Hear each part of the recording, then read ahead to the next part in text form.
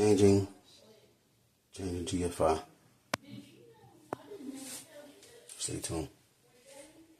It's always a good idea to change them when they're right by a sink to a GFI. Alright, y'all, GFI is working.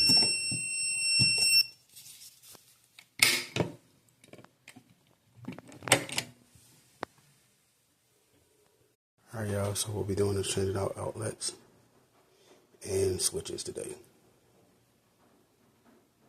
So we check out this. And check out that. All is working now.